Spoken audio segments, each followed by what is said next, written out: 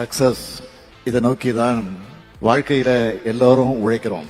அப்படி சக்சஸ்ஃபுல்லா ஸ்டூடெண்ட்ஸை உருவாக்கக்கூடிய ஒரு சக்சஸ்ஃபுல் திட்டத்துக்கான உண்மையான சக்சஸ் மீட் தான் இந்த வெற்றி விழா.